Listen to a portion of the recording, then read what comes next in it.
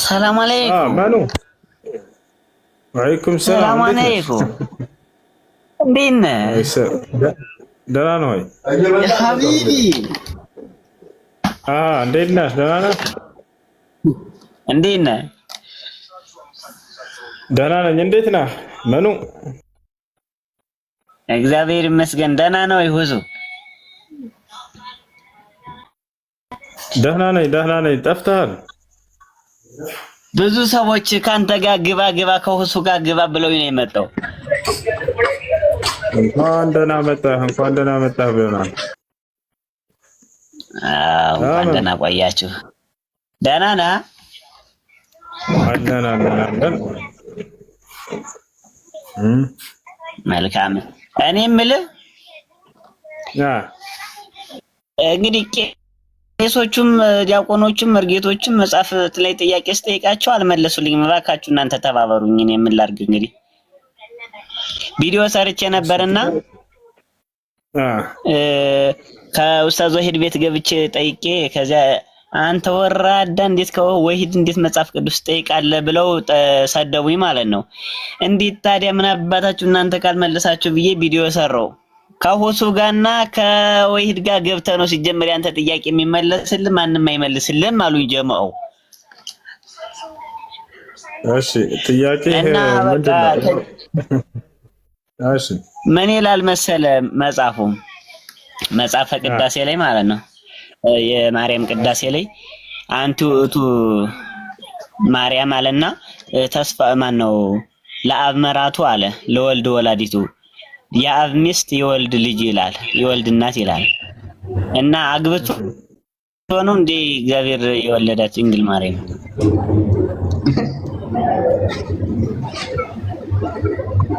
እሺ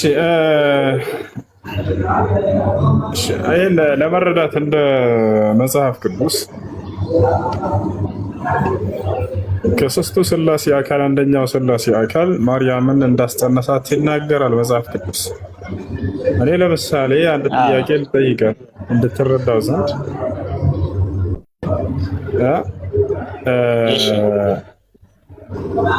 የላይኛው ሰው የሚውት አድርገህ ላይ የገባው ሰው ሚውት አድርገህ የላይኛው ሰው ሚውት አድርገው አይደል? እሺ አንተ ለምሳሌ አስካሉ ከከበደ ጸንሳ ተገኘች ቢባል ምንድን ነው የምትረዳው?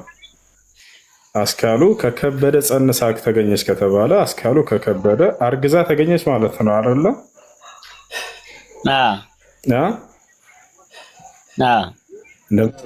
አስካሉ ከከበደ ጸንሳ ተገኘች ቢባል አስካሉ ከከበደ አርግዛለች ነው። ስለዚህ ያስረገዛት ማን ነው? ከበደ ነው አይደለ? ከበደ ነው የተጫወተባት አስካሉን ማርያም። ስለዚህ ማርያም ከመንፈስ ቅዱስ ጸንሳ ተገኘች ይላል መጽሐፍ ቅዱስ ቃል በቃል። ስለዚህ የሥላሴ አካል የሆነው እግዚአብሔር ተብሎ የሚታመነው መንፈስ ቅዱስ ማርያምን አስረግዟታል ማለት ነው። ይታል አይደለ? ግን በዚሁ አጋጣሚ ግን ድንግልናዋን አልለወጠውም። እግዚአብሔር መውለዷ ድንግልናው አልተለወጠም ሲልም ማን አይቷት ነው? ድንግልናው ማን ገብቶ አይቶት ነው? አንድ ሰው ወልዶ አስበዋል። ልጅ ወልዶ ድንግልናው አልተለወጠም ወይስ ያረጋገጠ ሰው አለ? እሱን እንኳን የለም፣ ያረጋገጠ የለም። እሺ እንዴት ነው አንድ ሰው ወልዶ ድንግልና አለው ቢባል እንዴት ነው የሚታመነው? አያስኬድም እሱ። ግን እኮ መጽሐፉ እኮ ድንግልናዋን አልለወጠው ነው የሚለው።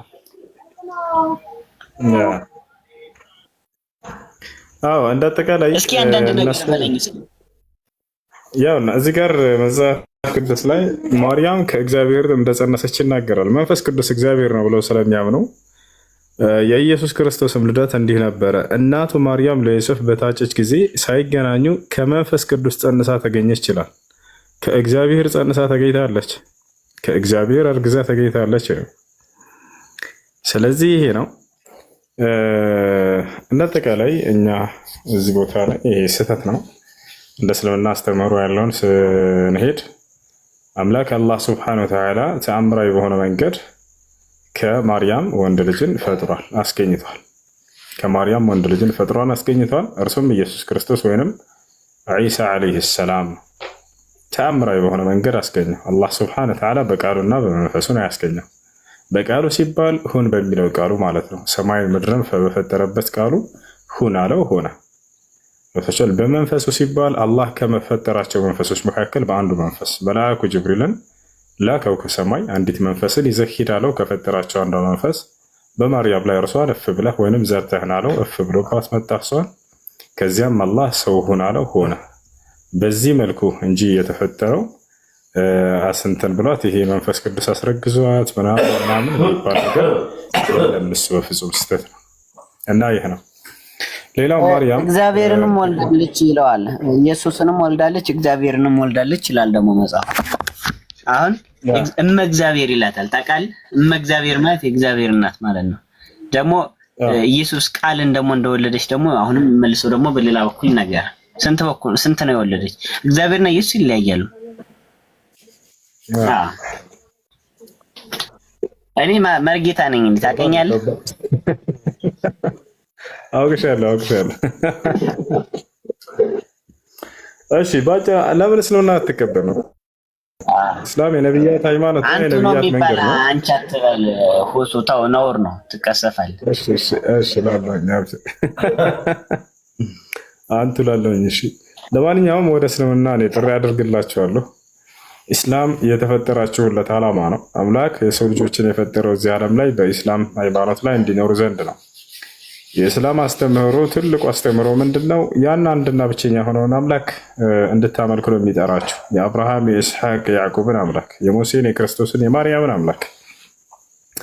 ያ አምላክ አንድ ብቻ እንደሆነ ያስተምራችኋል ኢስላም። በአንድነቱ ላይ ሁለትነት ሶስትነት ብዜት የለውም ይላችኋል። ያ አንድ አምላክ በመለኮትነቱ ላይ ሰውነት የለበትም። በፈጣሪነቱ ላይ ፍጡርነት የለበትም። በጌትነቱ ላይ ባርነት የለበትም። በአሸናፊና በኃያልነቱ ላይ ተሸናፊነትና ድክመት የለበትም። በጥበቃው ላይ ማንገላጀትና ማንቀላፋት የሚባል የለበትም። በእውቀቱ ላይ አላዋቂነት ወይንም ጉድለት የለበትም። ይወታቸዋል። ወደዚያ ወደ አንዱ አምላክ እንድትመጡ ጥሪ ያደርግላችኋል ኢስላም። ኢስላምን ነቢያቶች ሁሉ እንደሰበኩት በሙሉ ቁርአን ላይ ተቀምጦ እናገኛለን። አብርሃም ምን አለ? ኢዝ ቃለ ለሁ ረቡሁ አስሊም ቃለ አስለምቱ ሊረቢል ዓለሚን። ለአብርሃምም ጌታው አላህ ስለም ባለው ጊዜ እነሆ ለዓለማቱ ጌታ ሰለምኩኝ አለ። ከዚያም በኋላ አብርሃም ለልጆቹ እስልምናን ተናዘዛቸው። ወወሳ ቢሃ ኢብራሂሙ በኒህ ይላል። አብርሃምም ለልጆቹ እስልምናን ተናዘዘ። ልክ እንዲሁ የአብርሃም የልጅ ልጅ ያዕቆብ አደራ ልጆቼ ሙስሊሞች ናቸው እንጂ አትሞቱ እያለ ይናገራቸዋል ለ11 ልጆቹ። ከነሱ በኋላ ደግሞ ዮሴፍ መጣ። ዮሴፍም ተወፈኒ ሙስሊመን አለ። አምላክ ያላህ ሆይ አደራ ሙስሊም አድርገህ ግደለኝ አለ። ከእርሱ በኋላ እነ ሙሴ መጡ። ሙሴ ለህዝቦቹ ሙስሊሞቹን እያለ ሰበካቸው። ወቃለ ሙሳ ያ ቀውም ኢንኩንቱም አመንቱም ቢላህ ፈዐለይሂ ተወከሉ ኢንኩንቱም ሙስሊሚን ይላል። ሙሴ ለህዝቦቹ ህዝቦች ሆይ በአንድ አምላክ በአላህ የምታምኑ እንደሆናችሁ በእርሱ ላይ ተመኩ ሙስሊሞችም እንደሆናችሁ አላቸው ይላል።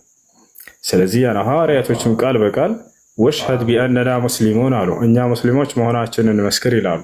ያ ስለዚህ እኛ ለሆነው አምላክ በብቸኝነት እርሱን መገዛት በፍጹም እርሱን መታዘዝ ማለት ነው። ይሄ ነው እና ኢስላም ሃይማኖትን ለተከተለ ሰው አምላክ አላህ በቀጣዩ ዓለም ገነትን ሊያስገባው በቁርአን ላይ ቃል ገብቶለታል። ሙሉ ተስፋ ሰጥቶታል። አላህ ይህም በቁርአን ላይ ሲናገር ኢነ ለዚነ አመኑ ወዐሚሉ ሷሊሓቲ ለሁም ጀናቱ ነዒም አለ። እነዚያ በእኔ በአላህ አምነው መልካምን ለሰሩ ሰዎች ለእነርሱ ገነትን አዘጋጅቼላቸዋለሁኝ ይላል። ኻሊዲነ ፊሃ ወዕደላሂ ሐቃ ይላል። በእርሷም ውስጥ ለዘላለም ዘውታሪዎች ናቸው። ይህም የእኔ የአላህ ቃል እውነት ነው። ወሁወል ዐዚዙል ሐኪም ነው፣ አሸናፊና ጥበበኛ አምላካቸው ነኝ ይላል። ነቢያችን ሰለላሁ ዐለይሂ ወሰለም ልክ እንዲሁ ሙስሊም ሆኖ ለሞተ ሰው ገነትን እንደሚወርስ ቃል በቃል ተናግረዋል። አልጀነቱ ላ የድኹሉሃ ኢላ ነፍሱ ሙስሊም አሉ። ገነትን ሙስሊም ነፍስ እንጂ ሌላ ማንም አይገባባትም እያሉ ተናገሩ። ስለዚህ ወደዚህ ወደ ነቢያት መንገድ ወደ ኢስላም ለሁላቸውም ጥሪ እናደርግላቸዋለን። ኢስላም ማለት አምላክ በነቢያት በኩል የደነገገው ብቸኛው መለኮታዊ ሃይማኖት ነው። በቀጣዩ ዓለም ገነትን የምትወርሱበት የጌታቸውን ውዴታ የምትጎናጸፉበት አምላክ በነቢያት በኩል አንድ ጊዜ ደንግጎ የሰጣችሁ ሃይማኖት ነው ማለት ነው። እና ይህን ይመስላል መኑ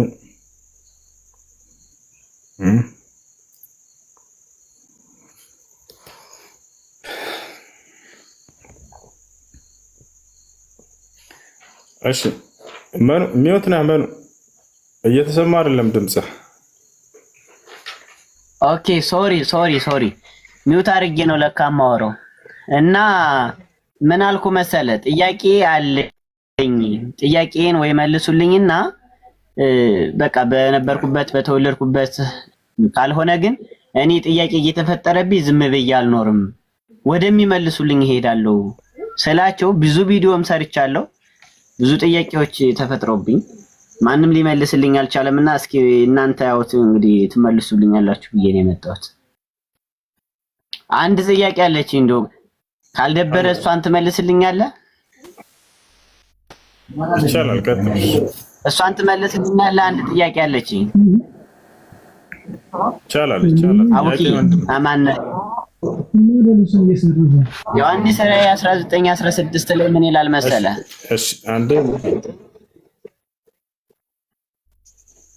አይሰማም? ይሰማል። ዮሐንስ ራዕይ 19:16 ላይ ምን ይላል መሰለ? ኢየሱስ ክርስቶስ ጭኑ ላይ ጽሑፍ ነበረበት ይላልና ያ ጽሑፍ ለምን ተጻፈ? ማን ጻፈበት?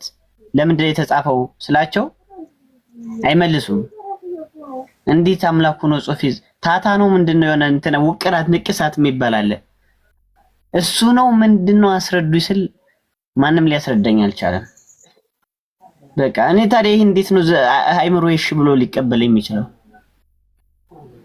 ገብቶሃል? ብዙ ነገር አለ ደግሞ መጽሐፍ ቅዱስ ሲናገር ምን አለ? የእግዚአብሔር ሞኝነትና የእግዚአብሔር ድካም ከሰዎች ሁሉ ድካም ይበልጣል አለ። እግዚአብሔር ሆኖ እንግዲህ ሰማይና ምድርን የፈጠረ አምላክ ከሰዎች ሁሉ ድካም ይበልጣል አለ መጽሐፍ ቅዱስ ሲናገር።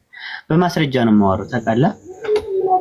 ስለዚህ እግዚአብሔር ኃያል አምላክ የዓለማት ጌታ ሰማይና ምድርን የፈጠረ ጌታ ከሰዎች ሁሉ ድካም እንዴት ሊበስ ይችላል? ገብቶሃል? መጽሐፍ ቅዱስ ነው እኮ የእግዚአብሔር ድካም ከሰዎች ሁሉ ድካም ይበልጣል ይላል። እና እስኪ ያስረዳኝ። እኔ በጣም እየተጨናነኩ ነው።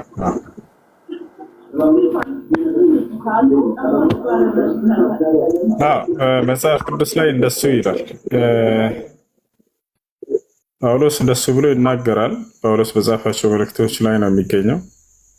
የእግዚአብሔር አላዋቂነት ወይንም መሀይምነት ከሰዎች እውቀት ይጠብባል። የእግዚአብሔር ደካማነት ወይንም ድካም ከሰዎች ኃይል ይጠነክራል፣ ይበልጣል እያለ እንዲህ አይነት ቃልን ይናገራል።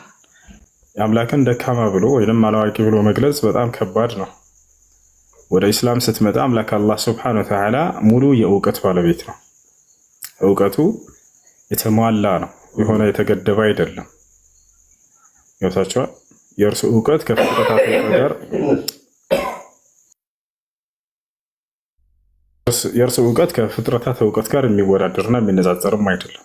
ስለ ሀያልነቱም ካወራን ሀያልነቱ ምሉእ ነው። አላህ በባህሪው ጉድለት የሚባል ሲፈት ነቅስ የሚባል የለበትም። ይወቻላ ነው። ስለዚህ ያ ነው ፈጣሪን ደካማ ብሎ መግለጽ። ይሄ በጣም ከባድ ነው። ይህ የጳውሎስ ንግግር በመሰረቱ አዲስ አይደለም።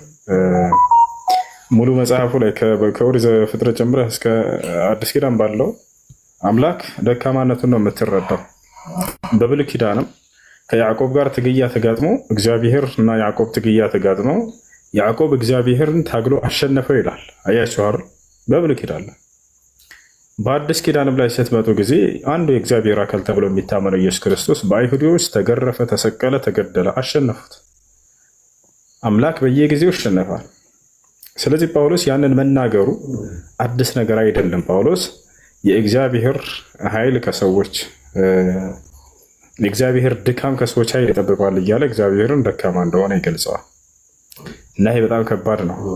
የአምላክን ሙሉ የሆነ መገለጫዎች የያዘ አይደለም። የአምላክን ጎደለነት የሚገልጽ የሆነ ቃል ነው። አምላክ አላህ ስብሐነሁ ወተዓላ ስለ ራሱ ባህሪ ሲናገር ኢነላህ ሁወ ረዛቅ ዙል ቁዋ አልመቲን ይላል። እኔ አምላካችሁ አላህ ለጋሽ ከዚያ ذي القوة يا هايل بالبيت المتين يبرت هايل بالبيت نيني يالي ناكرا وهو الواحد القهار له أني عندنا بتشينا هيا لشنا فيهم كنيا ولا كاتشنا يالي ناكرا وكان الله عزيزا حكيما إلى أني أملاكاتشو الله أشنا فينا طببا يالي ناكرا يهنو الله سبحانه وتعالى የኃይል ባለቤት ነው ስንል ጊዜ ምንም አይነት ጉድለት የሚባል ቅንጣት የሌለበት ማለት ነው። አላህ Subhanahu Wa Ta'ala አዋቂ ነው ስንል ጊዜ የማያውቀው ነገር ቅንጣት እንኳን የሌለ ማለት ነው። ሙሉ በሙሉ ያውቃል። يعلم ما كان وما يكون وما سيكون وما لو وما يعني لم يكن لو كان كيف يكون الله Subhanahu Wa Ta'ala ያውቃል ስንል ጊዜ ያለፈውን ሁሉ ያውቃል፣ ወደፊት የሚሆነውን ሁሉ ያውቃል፣ አሁን እየሆነ ያለውን ሁሉ ያውቃል። ሊሆን የማይችሉ ነገራቶች እንዲሆኑ ቢፈቅድ ኖሮ በምን ሁኔታ እንደሚሆኑ ያውቃል ማለት ነው። ገብታችኋል? ያ ወደ መጽሐፍ ቅዱስ ስንሄድ ግን አምላክ የማያውቃቸው በርካታ ነገራቶችን ታገኛላችሁ። ኢየሱስ ክርስቶስ አምላክ ነው ተብሎ ይታመናል እንደ ክርስትና። ከዕለታት አንድ ቀን ይርበውና ከሩቅ የሆነችን ዛፍ ያያል። በዛችም ላይ ፍሬ ይኖርባት ይሆን ብሎ ምናልባት ፍሬ ይኖርባት ይሆን ብሎ ይሄዳል ወደዚያ። አምላክ ከሆነ ምናልባት የሚል አምላክ ጋር አይሰራም። ያ ጀማ እዚያ ካለ መኖሩን እርግጠኛ ሆኖ ያውቃል አምላክ። ሰዎች ናቸው ምናልባት ይኖር ይሆን ብሎ ለማረጋገጥ የሚሄዱት። ከዚያ በኋላ ሄዳ በጣም የሚያሳዝነው ርቦት ነበር፣ አላገኘባትም። ያችን ከዚያ በኋላ ፍሬ አይኖርሽ ከዚህ በኋላ ብሎ ረገማት ይላል። ከዚያም ደረቀች። እንደተቃላይ ይህ በእውቀቱ ገደል እንደሆነ አምላክን ይገልጸዋል። አምላክ ነው ተብሎ እስከታመነ ድረስ ኢየሱስ ክርስቶስ ማለት ነው። አይደለም የአምላክ ባህሪ ሊሆን ምናልባት ይኖርባት ይሆን ብሎ ሳይኖርባት መቅረቱ ያንን አለማወቁ አንድ ገበሬ የእርሻን አዝመራ መቼ እንደሚያፈራና መቼ እንደማያፈራ በደንብ አድርጎ ያውቃል። አንድ ገበሬ በክረምት ጊዜ እንደሚያፈራ ያውቃልና ከሩቅ ገና ሳይሄድ ያውቃታል። ያችን ታፍራ አታፍራ አምላክን ከዚያ ከገበሬ በታች ዝቅ አድርጎ መግለጽ ይሄ በጣም ከባድ ነው። ሌላው ስለ ትንሣኤ ቀን ኢየሱስ ክርስቶስ ስለዚያች ቀንና ስለዚያች ሰዓት ግን የሰማይ መልአክ ልጅም ቢሆን ከአንዱ ከአብ በቀር ማንም የሚያውቅ የለም ብሎ ተናገረ። ከአብ በቀር ማንም የሚያውቅ የለም ማለት ልጅም ቢሆን አለ ራሱን እንኳን እንደማያውቅ አምላክ አላህ Subhanahu Wa Ta'ala ጋር ስንሄድ ግን ስለዚያች ቀንና ስለዚያች ሰዓት እኔ ብቻ ነኝ የማውቀው ከኔ በስተቀር ማንም የሚያውቅ የለም እያለ ይናገራል። በሱረት ሉቅማን መጨረሻው ገጽ ላይ ኢነላህ ዐንደሁ ዒልሙ ሰዓ ይላል። የትንሣኤ ቀን እውቀት ከእኔ ከአምላካችሁ ከአላህ ዘንድ ብቻ ነው ያለው እያለ ይናገራል። በሌላ ቦታ ላይ የስአሉነከ ዐን ሰዓ ቁል ኢነማ ዒልሙሃ ዐንደላህ ቁል ኢነማ ዒልሙሃ ዐንደ ረቢ። ሙሐመድ ሆይ ስለዚያች ቀንና ስለዚያች ሰዓት ይጠይቁሃል የእርሷም እውቀት ከጌታዬ ዘንድ ከአላህ ዘንድ ነው በላቸው እያለ ይናገራል። የስአሉከ ናሱ ዐን ሰዓ ቁል ኢነማ ዒልሙሃ ዐንደላህ ወማ ዩድሪከ ለዐለ ሰዓተ ተኩኑ ቀሪባ። ሙሐመድ ሆይ ስለዚያች ቀንና ስለዚያች ሰዓት ይጠይቁሃል እውቀቷም ከጌታዬ ከአላህ ዘንድ ነው በላቸው ይላል። ኢየሱስ ክርስቶስ ግን ያችን ነገር አላውቃትም ማለት። ስለዚህ እውቀቱ ጎደሎ ወይንም አላዋቂ መሆን ይህ አምላክ እንዳልሆነ በደንብ አድርጎ የሚገልጽላችሁ ነገር ነው። በደንብ ላስተዋለ ሰው ይሄን ይመስላል። አቡከር የምትጨምርለት ነገር አለ? አሰላሙ አለይኩም። የለም እሳቸው እኮ መርጌታ ናቸውና ያው ነገሮችን ያውቁታል። አይሚን አይደለም እንዴ? እፋም ሳይከ መጋቢ ሚስጥር እንዴ ወቢጽያ እንኳ በደህና መጻይ ካበቤትነ አበቤት ከመ መጽየ ለፈሱ ምስለ ፈሱ ለተዋነኝ ነው።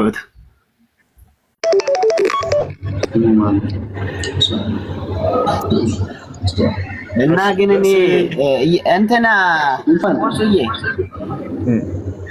እሺ ጭኑ ላይ የተጻፈው ጽሁፍ ለምንድን ነው? እየሰማህ ነው? እሺ ማን የጻፈው? 1916 ላይ ቸክ አድርግልኝማ። ራሱ ይሄ በጣም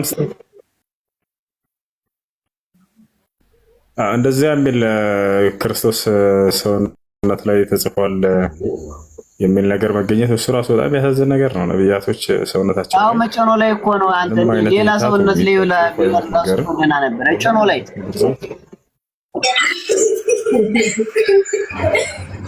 ሰላም ናችሁ? ሮቤል አለ አንተ ደህና አልሐምዱሊላህ። እሺ ኡስማን ጥያቄ ያላችሁ ደሴ ወይንም ሮቤ? ኦኬ እኔ ልቀጥል። እሺ ቀጥል። ጥያቄ ምንድን ነው? ኦኬ እኔ ጴንጤ ነኝና ከሙስሊምና አንዳንድ ነገር ሊጠይቅ ነበረ። ጠይቀሽ። እስልምና የመጣው ከነቢዩ በፊት ነው ወይስ ከነቢዩ በኋላ ነው? እና እስልምና ከመጀመሪያ ጀምሮ አምላክ ቀጥልሽ። ቁርአን የተጻፈው ደግሞ መቼ ነው? በማን የተጻፈው? ሲጻፍም ደግሞ ቁርአን በመንፈስ ነው ወይስ በምን ተጻፈ? በጣም ጥሩ። አሁን ምን ታደርግና አዳምጥ። በመንፈስ ከተጻፈ ለምንድን ነው በመንፈሱም ማታምኑት ነው? እሺ ምን ታደርገሽ? በጣም ጥሩ። ስለ ቁርአን አመጣጥ ከማን የመጣው? በማን በኩል መጣ? በመንፈስ ቅዱስ በኩል ነው ወይ የመጣው? ለምን ታዲያ በመንፈስ ቅዱስ አታምኑ? ማንስ ጻፈው የሚል ነው። በጣም ጥሩ ጥያቄ ነው። ቁርአን ከአምላካችን ከአላህ ዘንድ ነው የመጣው። በማን በኩል መጣ ከተባለ በመንፈስ ቅዱስ ምሪት ነው ቁርአን የመጣው። ያ መንፈስ ቅዱስ ግን ማን ነው? መልአኩ ገብርኤል ነው። በገብርኤል በኩል ነው የመጣው። ይህ መልአክ ነው ከአምላክ ፊት ቆሞ ቃልን ለነብያት የሚያደርሰው። መንፈስ ቅዱስ ተብሎ የተነገረው ያ ከአምላክ ቃልን ለነብያትና ለቅዱሳን የሚያስተላልፈው የሆነ አካል ነው። ስለዚህ በመንፈስ ቅዱስ ምሪት ወይንም በመልአኩ ገብርኤል በኩል ነው የመጣው። ለማን መጣ? ለነብዩ ሰለላሁ ዐለይሂ ወሰለም መጣ። ታዲያ ማን ጻፈው በምድር ላይ? የነብዩ ሰለላሁ ዐለይሂ ወሰለም ሰሃቦች እነማን ይባላሉ? እነ ዘይድ ብኑ ሳቢት እና ሌሎችም በዘመናቸው የነበሩ በርካታ የነብዩ ሰለላሁ ዐለይሂ ወሰለም ኩታቡል ወህይ የግልጠተ መለኮት ወይንም ራእይ ጸሐፊዎች፣ የቁርአን ጸሐፊዎች። ለዚህ ሁሉ ማስረጃ ቃለ ሱብሓነሁ ወተዓላ ፊ ሱረት ሹዓራ ወኢነሁ ለተንዚሉ ረቢል ዓለሚን ነዘለ ቢሂ ሩሑል አሚን ዐላ ቀልቢከ ሊተኩነ ሚነል ሙንዚሪን ቢሊሳኒን ዐረቢይን ሙቢን። አላህ ምን አለ በዚህ ቃል ላይ?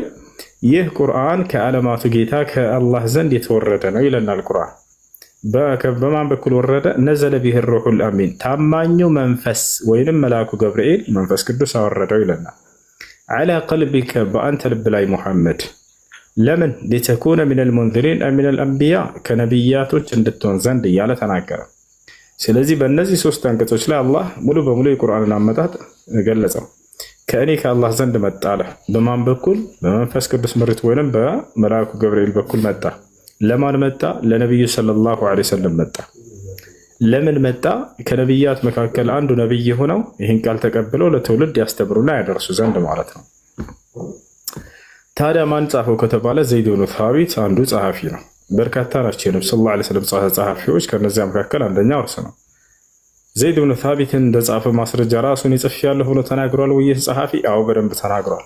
ማስረጃ ቃለ ዘይድ ብኑ ሳቢት ረዲየላሁ ዐንሁ ኩና ኑአሊፉ አልቁርአነ ዒንደ ረሱሊላሂ ሰለላሁ ዐለይሂ ወሰለም፣ ከነቢዩ ሰለላሁ ዐለይሂ ወሰለም ዘንድ ቁጭ ብለን ቁርአንን ስንጽፍ ነበር አለ። ስጽፍ ነበር አይደለም፣ ስንጽፍ ነበር። በጣም በርካታ ናቸው። ነቢዩ ሰለላሁ ዐለይሂ ወሰለም ለዚህ ሰው ሲያስጽፉት እንደነበር ማስረጃ ቃለ ነቢ ሰለላሁ ዐለይሂ ወሰለም እድዑ ሊ ዘይደን ፈልየክቱብ ዐኒ አልቁርአን፣ ዘይድን ጥሩ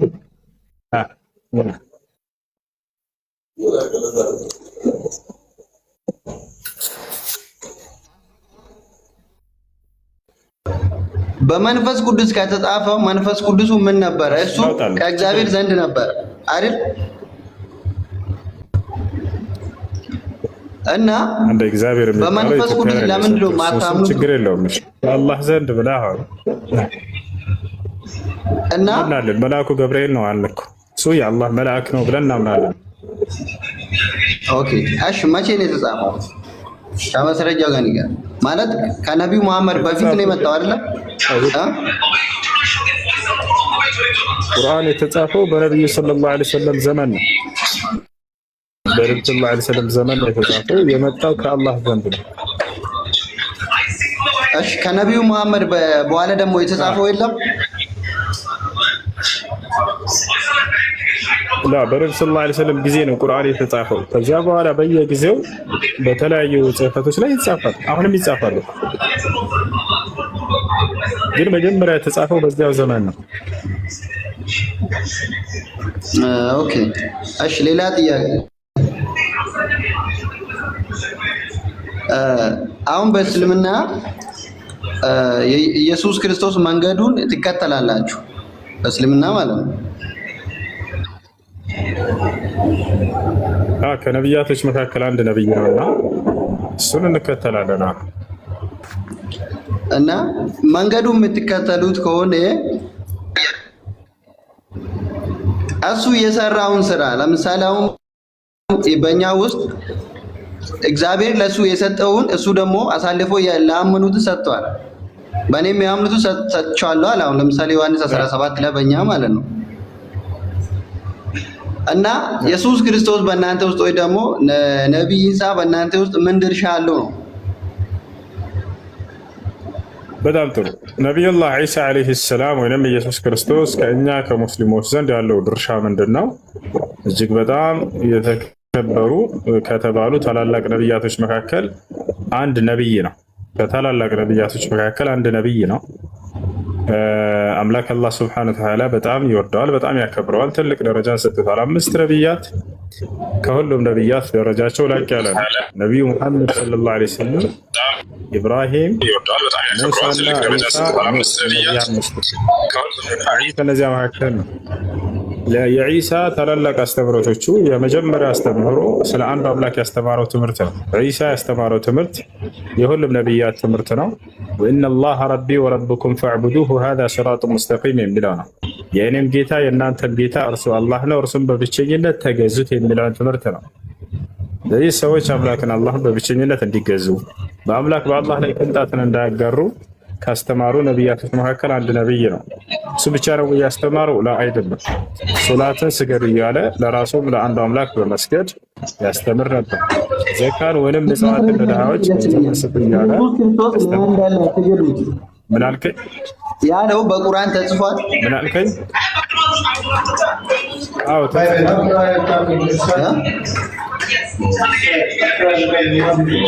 በቁርአን ተጽፏል።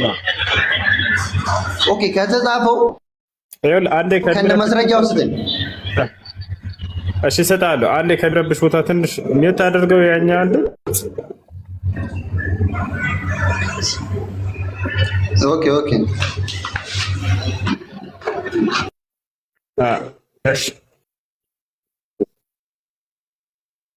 እሺ ችግር የለውም። እሺ አንዴ ኢየሱስ ክርስቶስ ያስተማራቸውን ትምህርቶች አንዴ ላሳየው። መሲህ ነው ብለን እናምናለን። በነገራችን ላይ አላህ ስብሐነሁ ወተዓላ መሲሁ ራሱ ነው የማርያም ልጅ ብሎ ነግሮናል። ያው እነዚህ ጋር እንመልከት ምን ይላል እዚህ ጋር እነዚያ ይላል። አንዴ ከሚረብሽ ወይ ሚውት አድርገውና ሁሉንም ማስረጃዎች ላሳይ። ሚውትን በኋላ ታነሳዋለህ። ሚውትን በኋላ ታነሳዋለህ። አንዴ እንመልከት እዚህ ጋር ምን ይላል? እሺ አንዴ ከቻላችሁ ታች ያላችሁ ሰዎች ታቡን ከፍ አድርጉት፣ 1 ሚሊዮን አስገቡት። እሺ እንቀጥል። እነዚያ አላህ እርሱ የመርየም ልጅ አልመሲህ ነው ያሉ በእርግጥም ካዱ ካለ በኋላ አልመሲህም አለ ይላል። አሁን ክርስቶስ ምን እንዳስተማረ እንመልከት። የእስራኤል ልጆች ሆይ ጌታዬንና ጌታችሁን አላህን ተገዙ አለ። ተመልከት፣ ያ ጌታዬንና ጌታችሁን አላህን ተገዙ። እነሆ በአላህ የሚያጋራ ሰው አላህ በእርሱ ላይ ገነትን በእርግጥ እርም አደረገ፣ መኖሪያውም እሳት ናት፣ ለበዳዮችም ምንም ረዳቶች የሏቸውም አለ። ስለዚህ መሲሁ እዚህ ቦታ ላይ የእኔንም የእናንተንም ጌታ የሆነውን አላህን ተገዙ ብሎ አስተምረዋል። ከዚያም በአላህ ላይ ሌላን አካል የሚያጋራ ሰው ገነትን እንደማያገኝ ወደ እሳት እንደሚወርድ ተናግሯል። ይህ የመጀመሪያው የነቢያቶች ሁሉ ትምህርት ነው። ስለ አንዱ አምላክ አስተምረዋል። አንዱን አምላክ በብቸኝነት ተገዙ እያሉ ከእርሱ ውጭ ሌላን ማንንም እንዳትገዙ እያሉ አስተምረዋል። አሁን ዒሳ ሌላ ነገር ምን ብሏል? ሶላት ይሰግድ ነበር፣ ዘካን ወይም ምጽዋትን ለድሃዎች ይሰጥ ነበር። ልክ እንዲሁ ደግሞ ለእናቱ መልካም እንዲውል ታዞ ነበር። እንዲሁም አምላክ አላህ የባረከው እንደሆነ ተናግሯል። የአላህ አገልጋይ እንደሆነ በጥቅሉ አላህን የሚገዛ እንደሆነ ብዙ ቦታ ላይ ተናግሯል። እሱን እንመልከት። እዚህ ጋር የማርያም ምዕራፍ ይላል። በእናቱ ስም የተሰየመ ምዕራፍ ነው። እዚህ ጋር የማርያም ምዕራፍ። እሺ እዚህ ቦታ ላይ ምን እንዳለ እንመልከት። ዒሳ እዚህ ጋር እናቱ ከወለደችበት ከልጅነቱ ጀምሮ ታሪኩን ይናገራል። እዚህ ጋር ከ30 ጀምሮ እናንብበው። ሕፃኑም ማለ ይላል። የማርያም ምዕራፍ ነው። ገና ከልጅነቱ ጀምሮ ሕፃን ሳለ ነው ክርስቶስ በእስልምና መናገር የጀመረው። እናቱ ገና አዝላው እንደመጣች ይናገር ነበር። ገና ከልጅነቱ ጀምሮ ተአምረኛ የሆነ ልጅ ነበር። የግድ 30 ዓመት እስኪሞላ ምናምን አልጠበቀም።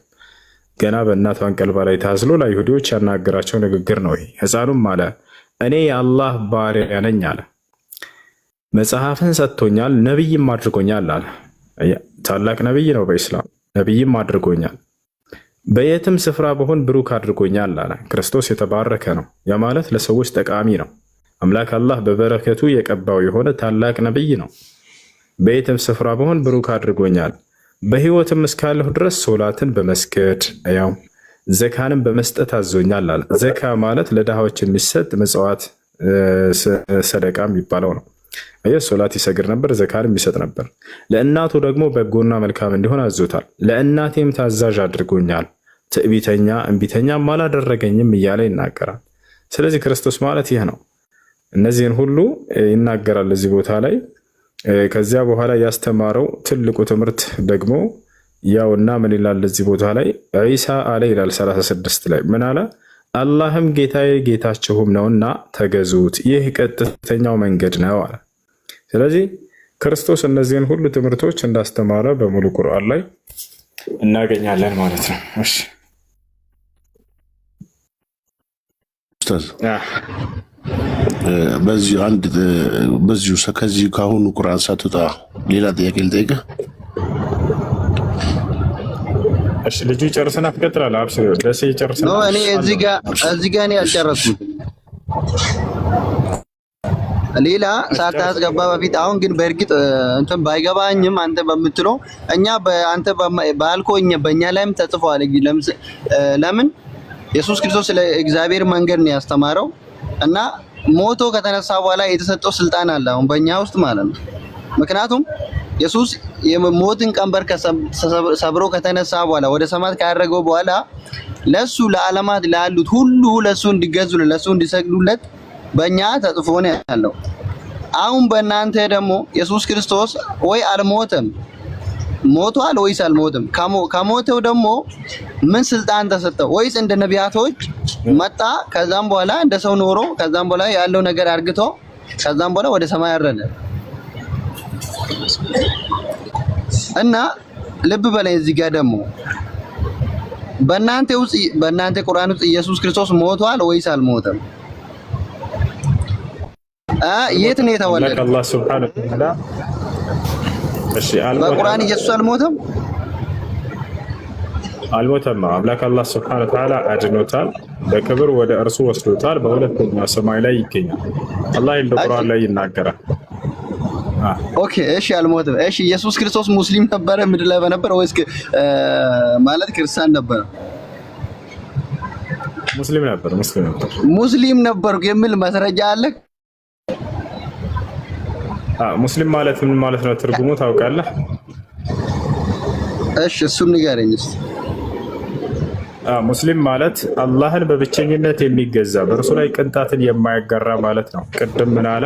እኔ አላህን በብቸኝነት ነው የምገዛው በእርሱ ላይ ቅንጣት አላጋራም እያለ ይናገራል ዒሳ። እኒ አብዱላህ አለ፣ እኔ የአላህ ባሪያ ነኝ። ወይም ደግሞ አላህን በብቸኝነት ተገዙ፣ የእኔም ጌታ እናንተን ጌታ እርሱ ነውና ብሎ ተናገረ። ሲቀጥል ሐዋርያቶች ቃል በቃል ለክርስቶስ እኛ ሙስሊሞች ነን መስክርልን ይሄን ብለው ተናግረውታል። እነሱ የባል ተማሪዎች ናቸው የክርስቶስ ከእርሱ የተማሩትን ቃል በቃል እኛ ሙስሊሞች ነን ብለው ተናግረዋል። እነሱ እኮ ወደ ሰማይ መውጣቱን ማስረጃ አለ ወይ ነው? ማስረጃ ወደ ሰማይ መውጣቱ ያለው አለ? አዎ ወደ ሰማይ መውጣቱን ማስረጃ አለ። ላሳየ ልክፈትልህ። ወደ ሰማይ ነው ያረገ። እሺ ሳይሞት ወደ ሰማይ ነው ያረገው። ሚዩት አድርገው አንዴ ሚዩት አድርገው።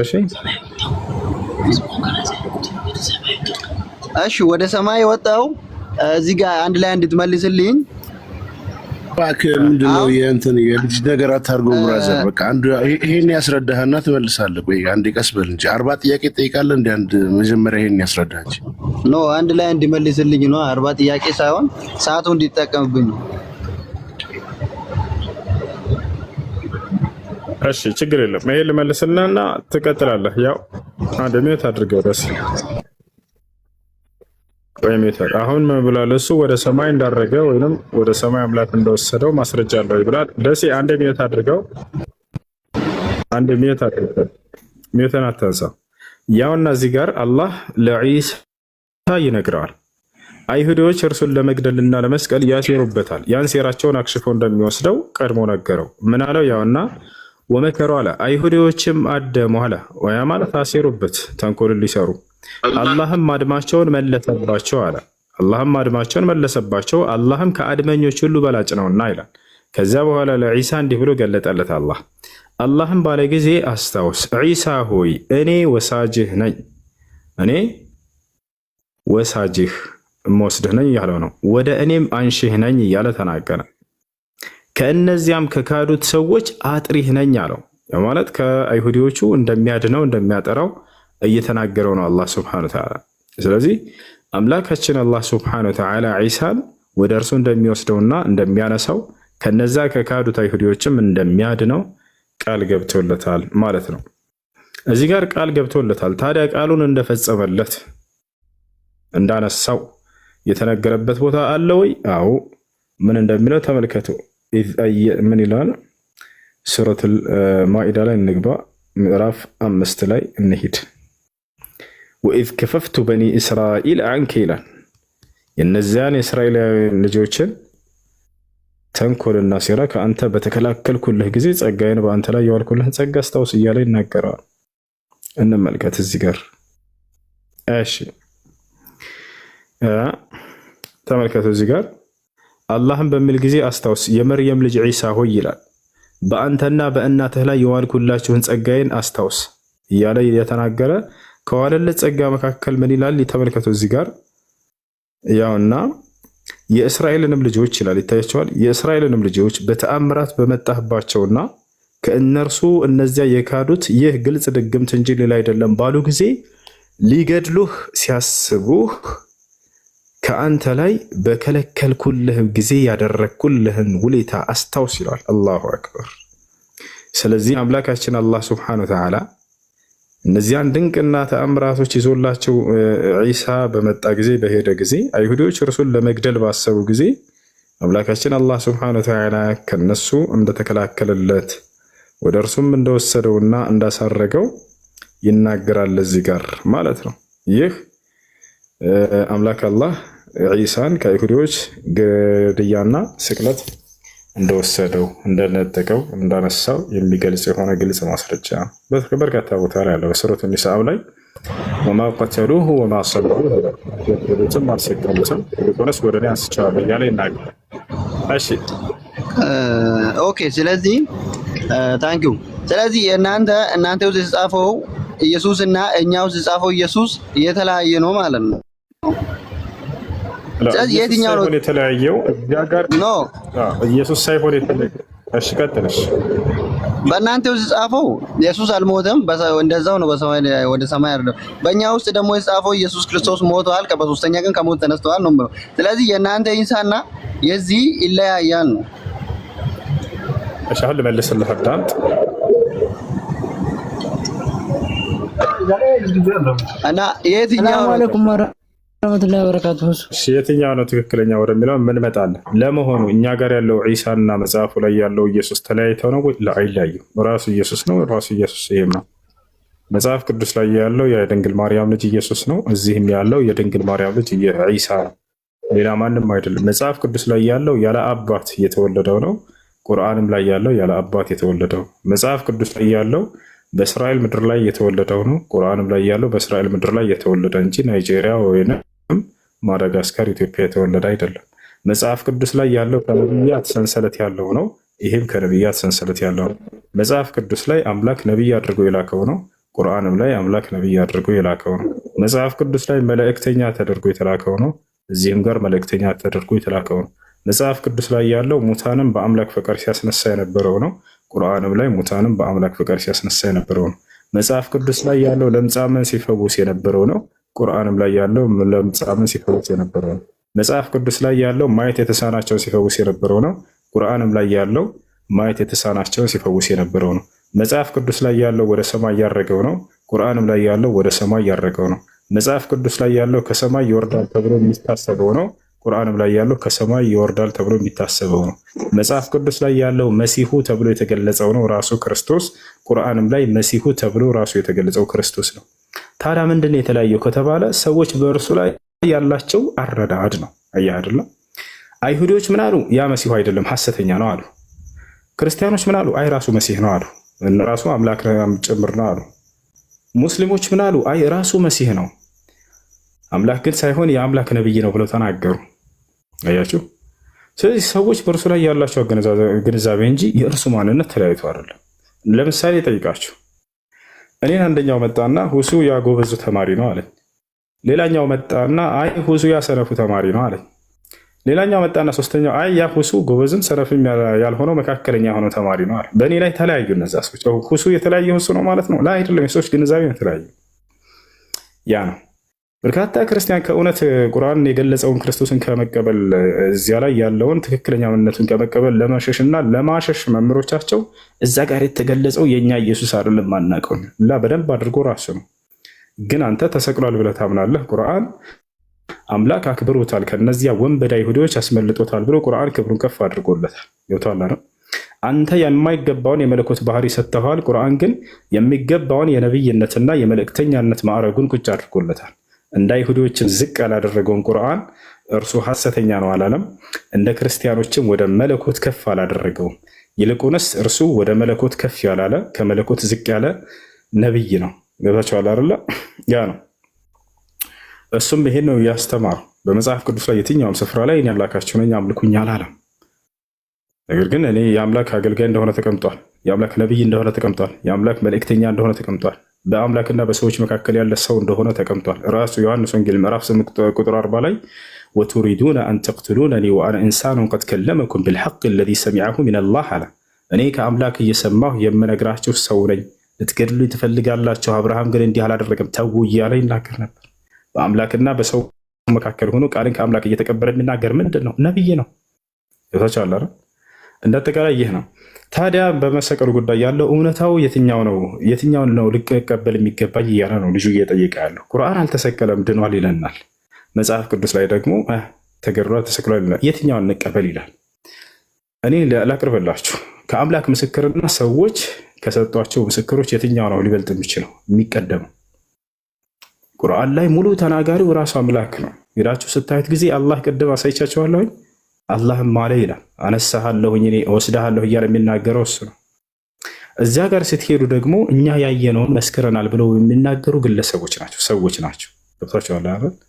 እነዚህ አካል እኛ ተከታትለው ሁሉን ተከታትዬ ልጽፍልህ መልካም ሆኖ ታየኝ እያለ የሚናገር አካል ነው። ማን ናቸው? እነ ሉቃስ፣ እነ ማርቆስ፣ ማቴዎስ እና ዮሐንስ። ገብቷቸዋል። ለመሆኑ እነዚህ አይነ ምስክሮች ናቸው ወይ ብለን ሄደን ስናይ ክርስቶስ ሊያዝ ካለበት ጊዜ ጀምሮ ተነሳ አረገ እስከሚባልበት ድረስ የሉም ነበር። ደቀ መዛሙርትም ይላል መጽሐፍ ቅዱስ ላይ ሲናገር አሉ። ክርስቶስን ፈሪሳውያኖች በመጡ ጊዜ ላቋርጥሃሉ ከሐዋርያት መካከል ጥያቄ በለስ። እሺ አንድ አዳምጠች ልጠይቀሽ። በቃ ችግር ኢየሱስ ክርስቶስ ከሙታን ሲነሳ አንድ ሐዋርያ ነበር ይሄን አይቷል? መለሰሽ። ሲነሳ ያየ የለም፣ ሲሞት ግን አለ። አሜን። በቃ እሱ ነው የክርስቶስ ትልቁ የክርስትና ዋና ከተነሳ በኋላ 40 ቀን ደቀ መዝሙሮቹ ጋር ነበረ። ይሄ ማስረጃ አለ። በእርግጥ አሁን አትደረጉ። አንድ ሰው ካወራ ይቀጥል። ኡስታዝ እኔ በዚሁ አያይዘህ እንድመልስልኝ ስለፈለግኩ ይቅርታ። አንዴ ጣልቃ ልግባና አሁን ልጠይቀው ያሰብኩት ትቀጥላለህ። የክርስትና የእምነት መሰረት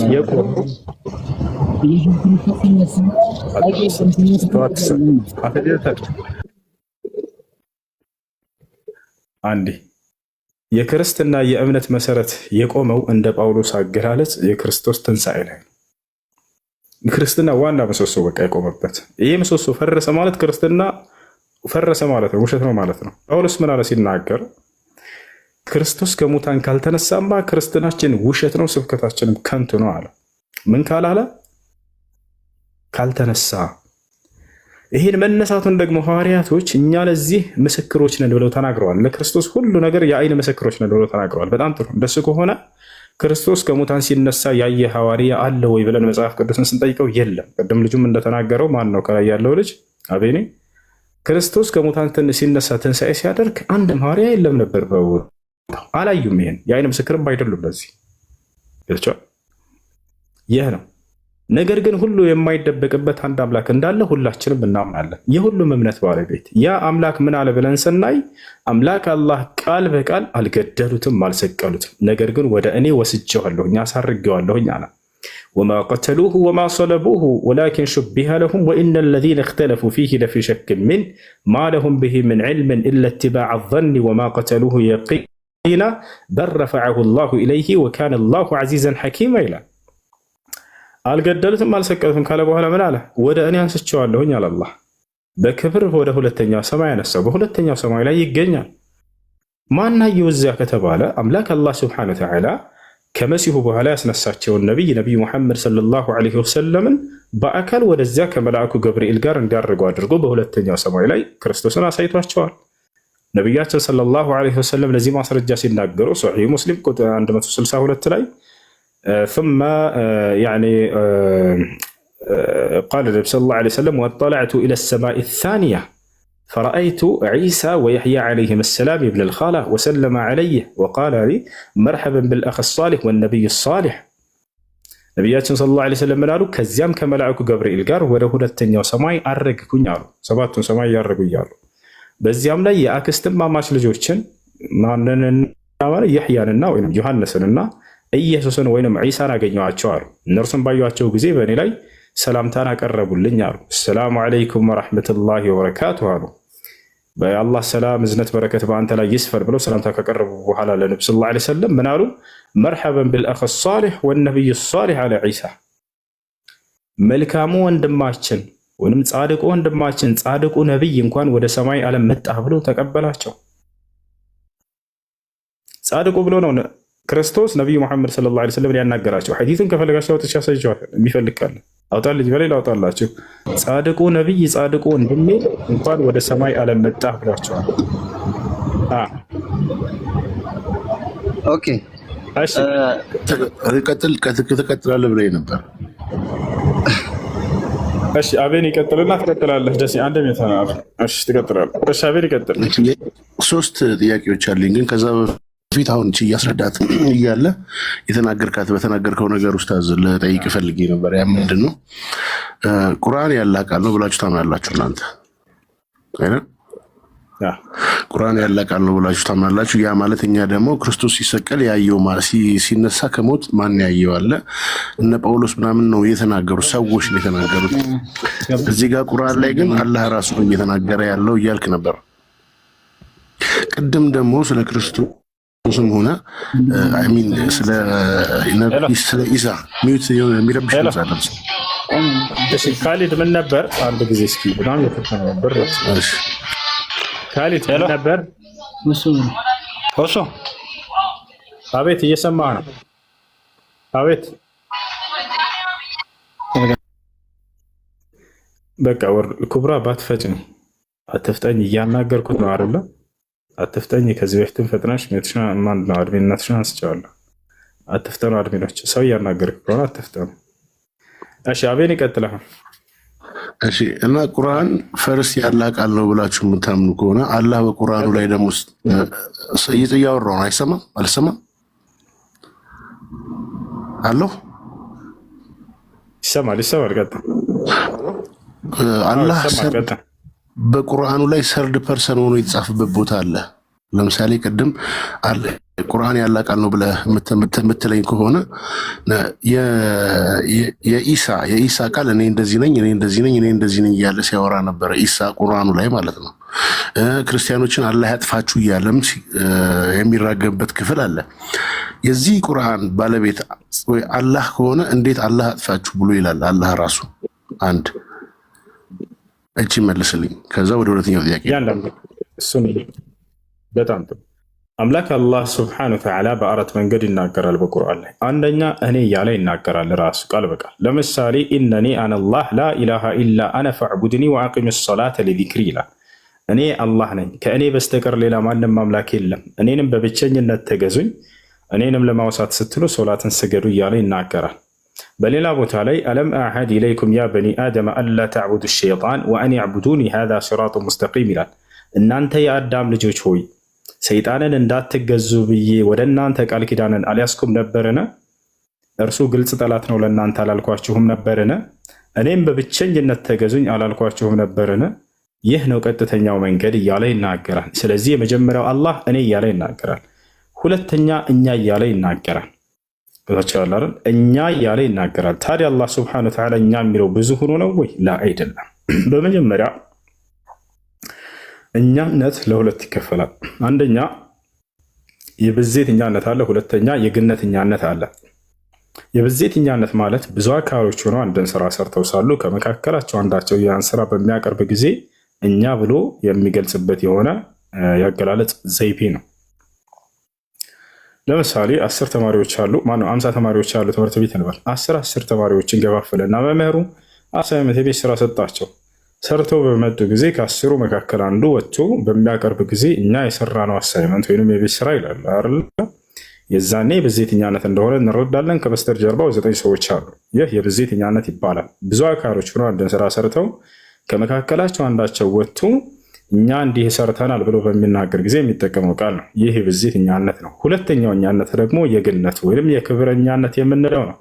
እርሱ ደግሞ አንድ አካል ብቻውን ሆኖ ታላቅ ስራ ገናና ስራ በመስራቱ ምክንያት ግነቱንና ክብሩን ልቅናውን ለመግለጽ እኛ ብሎ የሚናገረው ነው።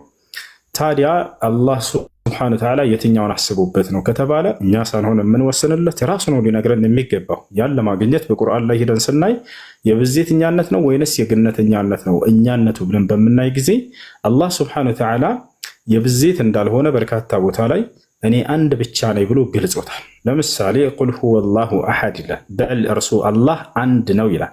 በሌላ ቦታ ላይ ወኢላሁኩም ኢላሁ ዋሂድ ይላል። እኔ አምላካችሁ አላህ አንድ ብቻ ነኝ ይላል። እሺ ብዜት ይኖረው እንደሆነ እስኪ እናጣራ፣ እንደው ቁጥሮችን እንግለጽ። ለምሳሌ ወደ ሁለት እንሂድ እስኪ። ሁለት ሊሆን ይችላል ወይ? ላ ሁለት አይደለም ብሎ አውግዞታል። ቃለ ሱብሓነሁ ወተዓላ ወቃለ አላሁ ላ ተተኺዙ ኢላሀይን ኢስነይን ኢነማ ሁወ ኢላሁ ዋሂድ ፈኢያየ ፈርሀቡን ይላል። ሁለት አምላክ ብላችሁ አትያዙኝ እኔን እያለ ይናገራል። ላ ተተኺዙ ኢላሀይን ኢስነይን ሁለት አምላክ ብላችሁ አትያዙ፣ ኢነማ ሁወ ኢላሁ ዋሂድ እኔ አምላካችሁ አላህ አንድ ብቻ ነኝና አለ። እሺ ሶስትስ ሊሆን ይችላል ወይ? እንዳው ስለዚህ ተናግሯል ወይ? አዎ በደንብ ተናግሯል። ሶስትም አይደለሁም ብሎ ሶስትነትን አውግዞታል። ቃለ ሱብሓነሁ ወተዓላ ወላ ተቁሉ ሰላሳ ኢንተሁ ኸይረን ለኩም ኢነማ አላሁ ኢላሁ ዋሂድ ሱብሓነሁ አን የኩነ ለሁ ወለድ ለሁ ማ ፊ ሰማዋት ወማ ፊል አርድ ወከፋ ቢላሂ ወኪላ እያለ ይናገራል። አላህ ምን አለ በቁርአን ላይ በሱረቱ ኒሳ መጨረሻው ገጽ ላይ ወላ ተቁሉ ሰላሳ አለ፣ ሶስት ወይንም ስላሴ አትበሉ፣ ኢንተሁ ኸይረን ለኩም ከዚህ ንግግራችሁ ተቆጠቡ፣ ብትቆጠቡ ለእናንተ የተሻለ ነው አለ። ታዲያ ስንት ነው እርሱ? ኢነማ አላሁ ኢላሁ ዋሂድ ኢነማ ሁና ሊልሐስር አላህ ሱብሓነሁ ወተዓላ እኔ አምላካችሁ አላህ አንድ ብቻ ነኝ እያለ ዘጋው። ኢነማ ብሎ ተናገረ። የሚገርም የሆነ አገላለጽ ነው። እንደ አረበኛ ኢነማ ካለ በቃ ሐስር ነው፣ ለመዝጋት ነው። ከእርሱ ከአንዱ በስተቀር ሌላ ማንም የለም ነው። ስለዚህ የአላህ ሱብሓነሁ ወተዓላ እኛ እያለ ይናገራል። ይህ ግነቱንና ክብሩን ለመግለጽ እንጂ ብዜት ስላለው አይደለም ማለት ነው። ሶስተኛ አላህ ራሱ ሲናገር በቁርአን ላይ ምን እያለ ይናገራል? እሺ ሚተና አንስተሃል። ሀሳብ ካለ ችግር ነው። የጨረስክ መስሎኝ ነው። ስለዚህ አላህ ራሱን በማክበርም እኛ ይላል ማለት ነው። ራሱን ያከብራል ማለት ነው። እኛ የሚለው እንጂ ብዜት ስላለው። በጣም ጥሩ። እሺ ሁለተኛ ጥያቄ ስለ መሐመድ መምጣት ክርስቶስ ከመምጣቱ በፊት መሐመድ ከመምጣቱ በፊት ስለ መሐመድ መምጣት በመጽሐፍ ቅዱስ ውስጥ ተጽፏል ብለህ ታምናለህ? አንተም እንደ ሌሎቹ ሙስሊሞች? አምላክ አላህ ሱብሓነሁ ወተዓላ ባለፉት መጽሐፍቶች ላይ ስለ ነቢዩ ሰለላሁ ዐለይሂ ወሰለም እንደተናገረ በርካታ ቦታ ላይ ነግሮናል። ለምሳሌ በሱረት አልፈትህ ላይ ይናገራል። በሱረት አልፈትህ ላይ ሲናገር ወደሱ ልመጣለን። አብሽር ወደዛ ልመጣለን። ግን ያንን እንደው ከራሴ ሄጄ መጽሐፍ ቅዱስ ላይ ይሄ ስለ ነቢዩ መሐመድ ነው እንዳለ ልፈልጌ ነው። ገብቶሃል አይደል? በዚያ ከሚሆን ለምሳሌ አንድ ቃል ትንቢቱ ተፈጽሟል ሲባል ጊዜ ያ ትንቢቱ የተፈጸመበትን ጥቅስ አምጥቼ የቱ ጋር ይገኛል ያ የተነገረው ትንቢት ብለህ ይሻላል እንጂ ከራሴ ዝም ብዬ ሄጄ መጽሐፍ ቅዱስ ላይ ይሄ ስለ ነብዩ ይናገራልና በቃ ይሄ ስለ ነብዩ ነው ብዬ ግግም ብዬ እዛ ላይ ቆሜ ላስረዳ አልፈልግም። ቴንኪው በቃ መለስክልኝ፣ አመሰግናለሁ። ቴንኪው ማለት ሌላ ልስማት የፈለግኳት ነገር እችል ነበር። ሶስተኛ ጥያቄ ልጠይቅና ሌላ ሰው ድሉ እንሰጣለሁ። እሺ፣ ከዚያ ጋር በተያያዘ ወደ እስልምና እምነት ልምጣ። እሺ፣ መልካም። ከብሉይ ኪዳን ከአዲስ ኪዳንም አንዳንድ ደስተ ለምሳሌ አላህ ሱብሃነሁ ማን ነው ኦሪዘ ማን ነው እንትና ላይ ሱረት አልፈትህ መጨረሻው ገጽ ላይ ምን ይላል? ሙሐመዱን ረሱሉላህ ወለዚነ መዐሁ አሽዳኡ ዐለል ኩፋሪ ሩሐማኡ በይነሁም ተራሁም ሩክዐን ሱጀደን የብተጉነ ፈድለን ሚነላሂ ወሪድዋና ሲማሁም ፊ ውጁሂሂም ሚን አሰሪ ሱጁድ ዛሊከ መሰሉሁም ፊ ተውራህ ወመሰሉሁም ፊል ኢንጂል ከዘርዕን አኽረጀ ሸጥአሁ ፈአዘረሁ ፈስተግለዘ ፈስተወ ዐላ ሱቂሂ ዩዕጅቡ ዙራዐ ሊየጊዘ ቢሂሙል ኩፋር ወዐደ አላሁ አለዚነ አመኑ ወዐሚሉ ሷሊሓቲ ሚንሁም መግፊረተን ወአጅረን ዐዚማ ይላል። አላህ በዚህ ቦታ ላይ ሙሐመዱን ረሱሉላህ ይላል። ሙሐመድ የእኔ የአላህ መልእክተኛና ነብይ ነው አለ። ከዚያም ወለዚነ መዐሁ አለ፣ እነዚያም ከእርሱ ጋር ያሉ አማኞች አሽዳኡ ዐለል ኩፋሪ ሩሐማኡ በይነሁም እያለ ገለጻቸውና በኢንጂል ላይ ወይንም በወንጌል ላይ የሙሐመድና የተከታዮቹ ምሳሌ ብሎ ይናገራል። ምን አለ? ወመሰሉሁም ፊል ኢንጂል እያለ ይናገራል። በወንጌል ላይ የእነርሱ የሙሐመድና የእርሱ ተከታዮች ምሳሌ ልክ ፍሬውን እንዳፈራ የሆነ ዛፍ ነው ብዬ ገልጫቸዋለሁ እያለ ይናገራል። ታዲያ ይሄንን ክርስቶስ የቱ ጋር ተናግሮ እናገኛለን? ዮሐንስ ወንጌል ማን ነው? ማቴዎስ ወንጌል ምዕራፍ 7 ቁጥር 27 አካባቢ ላይ ሄዳችሁ ተመልከቱት። ነገር ግን እውነተኛ ከኔ በኋላ ሐሰተኛ ነብያቶች ይመጣሉ አለ። ሁሉም ሐሰተኛ ናቸው አይደለም ያለው። ነገር ግን ሐሰተኛ ነብያቶች ይመጣሉ ካለ በኋላ እውነተኛውንና ሐሰተኛውን ግን የምታውቁበት እውነተኛው ምንድነው አለ? ፍሬያማ በሆነ ዛፍ ታውቁታላችሁ ብሎ ተናገረ። ፍሬውን በሚያፈራ ዛፍ ታውቁታላችሁ፣ በፍሬያቸውም ታውቋቸዋላችሁ እያለ ተናገረ። አላህ ቃል በቃል ምን አለ በቁርአን ላይ? ሙሐመድ ሆይ አንተንና ተከታዮችህን በመሲሁ አንደበት ላይ ፍሬውን የሚያፈራ ዛፍ ብዬ ገልጫቸዋለሁ ብሎ ይናገራል። ስለዚህ ቃል በቃል ክርስቶስ ስለነሱ እንደተናገረ ስለ ነብዩ ሰለላሁ ዐለይሂ ወሰለምና ስለ ተከታዮቻቸው ከእርሱ በኋላ እውነተኛ እንደሚወጡ የተናገረበት ነው። ሌላኛው ይህ ከአዲስ ኪዳን አንድ ከሰጠነ ከብሉይ ኪዳን ደግሞ አንድ እንሂድ። ኦሪት ዘዳግም ምዕራፍ 18 ቁጥር 18 ላይ አምላክ ለሙሴ ምን ይለዋል? ከወንድሞቻቸውም እንደ አንተ ያለ ነቢይ ያስነሳላቸዋለሁ እያለ ይናገራል። እንደማን ያለ? እንደ አንተ ያለ ነቢይ ይላል። እንደማን? እንደ ሙሴ ያለ ነቢይ።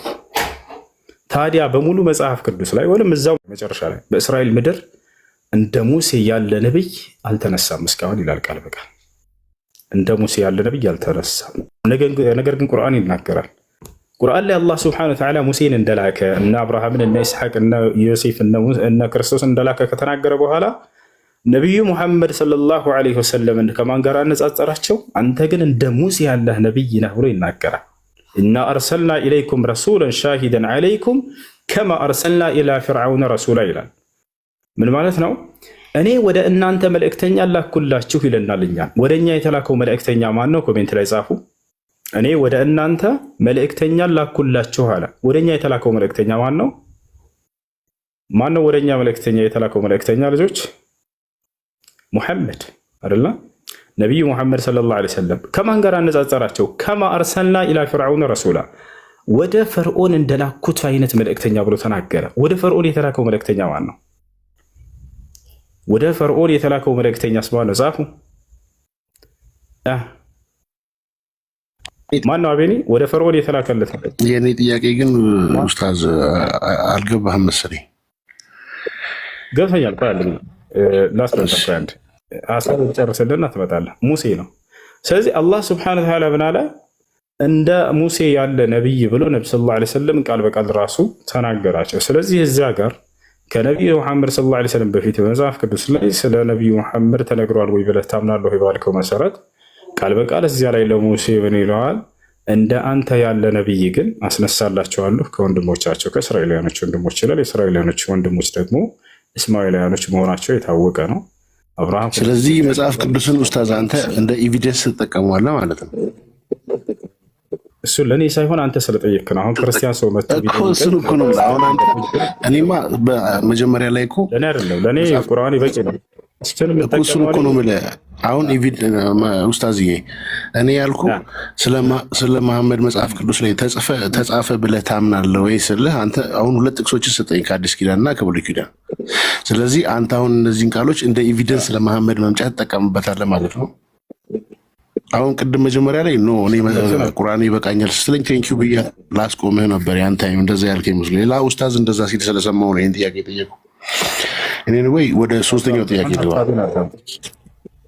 እሺ ያው ነው ለመሆኑ እኛ ሙስሊሞች ስለ ነብዩ መሐመድ ሰለላሁ ዐለይሂ ወሰለም ነብይነት ለማረጋገጥ ሌላ መጽሐፍ ላይ እንሄዳለን?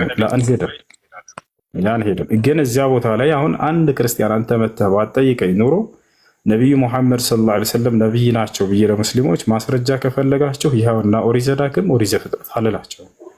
በሙሉ ቁርአን ላይ ማንም ነቢይ ሊያሟላቸው የሚገቡ የነቢይ መስፈርቶች ሁሉ ከማንም በላይ አላቸውና እርሳቸው ምንም የሚያስፈልገን ነገር የለም። ሱቄ ላይ ሙሉ እቃ ካለኝ እዛ ሂጄ ሌላ ሰው ሱቅ ሂጄ ያውና ይሄ እቃ ምናምን ብዬ እንትና ሙሉ ማስረጃ አላቸው በቁርአን በቂ የሆነ ግን ክርስቲያን ለሆነ ሰው ሁጃ ይሆንለታል። ያ የሚያምንበት መጽሐፍ ላይ እስኪ እንዳው ከዚህ የነቢዩ መሐመድን ነቢይነት ከገዛ መጽሐፊ እንድታሳይ ይፈልጋለሁ ቢል ያውና ብዬ ያንን አሳየዋለሁ። እሺ ቀጣይ ጥያቄ ምንድን ነው? አመሰግናለሁ ኡስታዝ። ሶስተኛው ጥያቄ አሁን ለምሳሌ እኔ ወደ እስልምና ልምጣ ብል እስልምና እንደሚታወቀው በቅርቡ እንደለየ ነው ትንሽ የሆነ ትለያያላችሁ መሰለኝ እና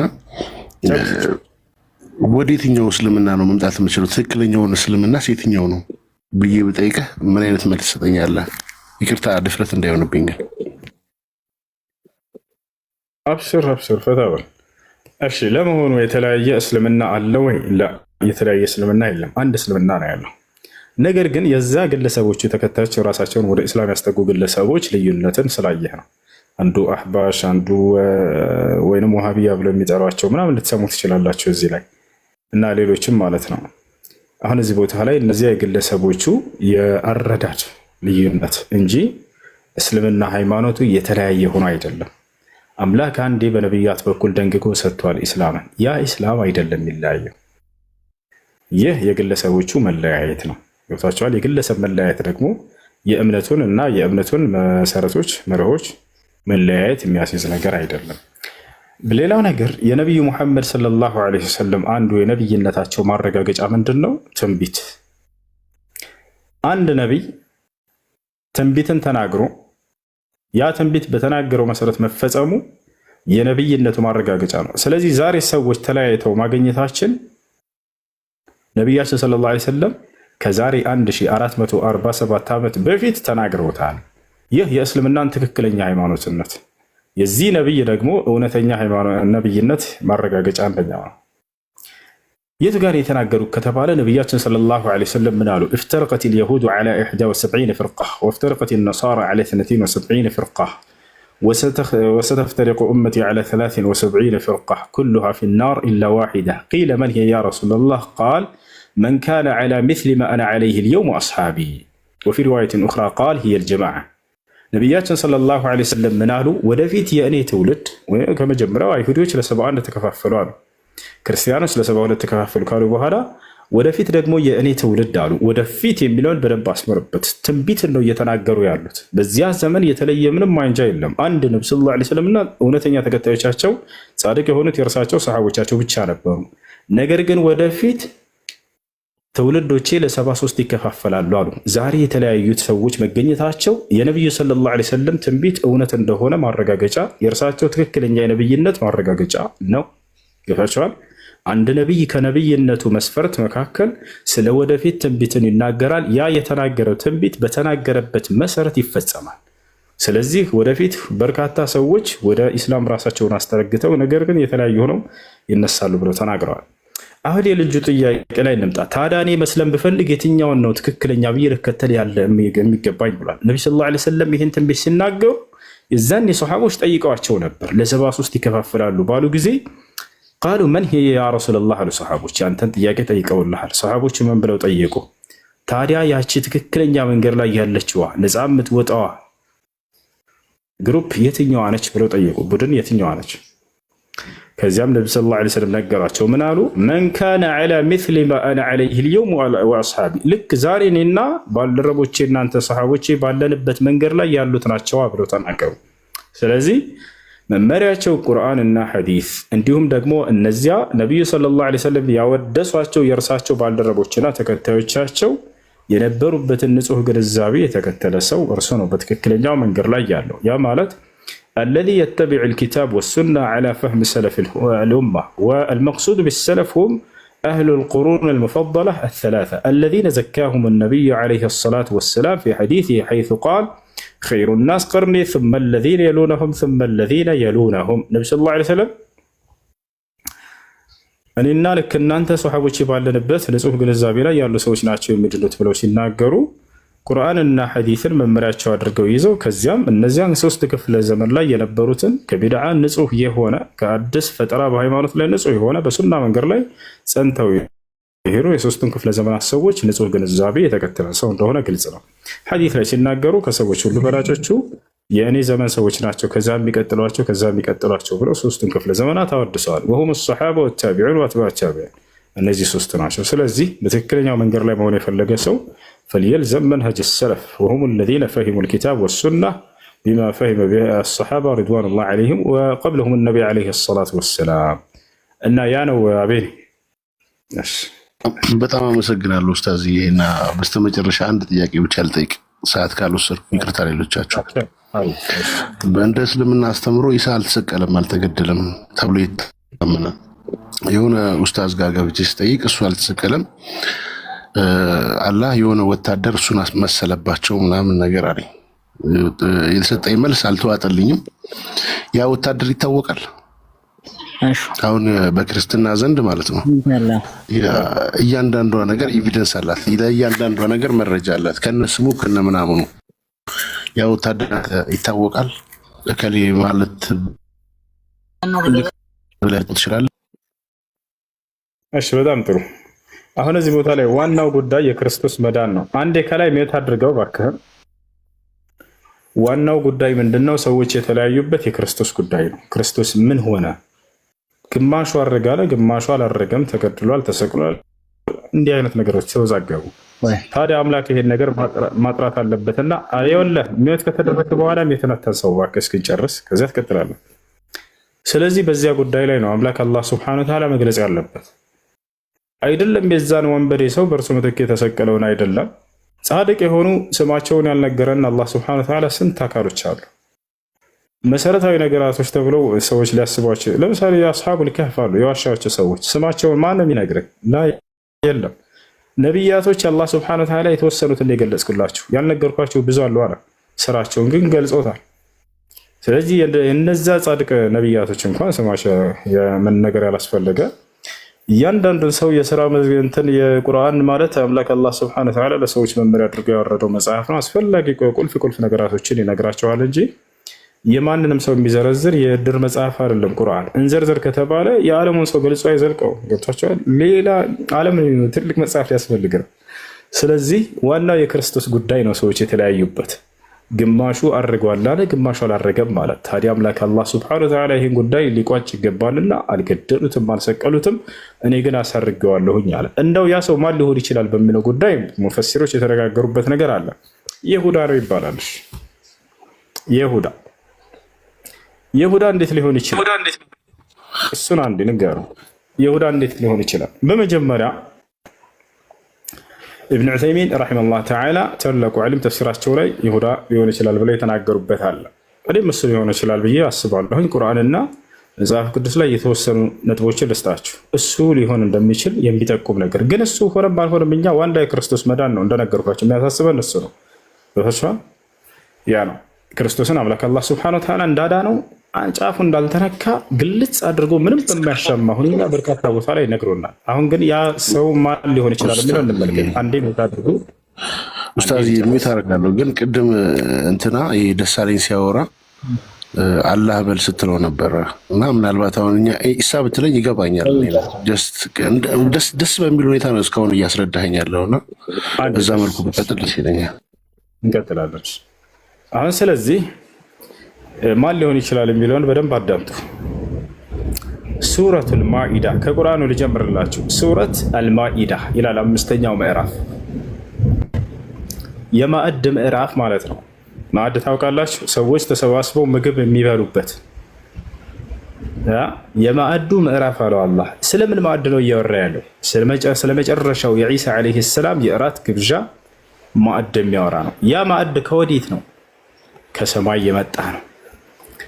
መጨረሻ ጊዜ ላይ ክርስቶስ ዒሳ ዓለይሂ ሰላም ሊያርግ ባለ ጊዜ አምላክ አላህ ሱብሓነሁ ወተዓላ ዒሳን እንደሚወስደው በነገረው ጊዜ ሐዋርያቶች አንድ ጥያቄ ጠየቁ ለዒሳ። ምን አሉት? ያ ዒሳ ብነ መርየም አሉት፣ አንተ የማርያም ልጅ ዒሳ ሆይ ሀል የስተጢዑ ረቡከ አን ዩነዚለ ዓለይና ማኢደተን ሚነ ሰማዕ፣ ለመሆኑ ጌታ ከሰማይ ምግብን የያዘች ማዕድ ሊያወርድልን ይችላልን ብለው ጠየቁት። ፈጣሪ ይችላል ተብሎ ይጠየቃል? አይጠየቅም። ሁሉን ቻይ መሆኑ የታወቀ ነውና። ታዲያ ዒሳ በጣም ተቆጣ። የተቆጣው ለምንድን ነው?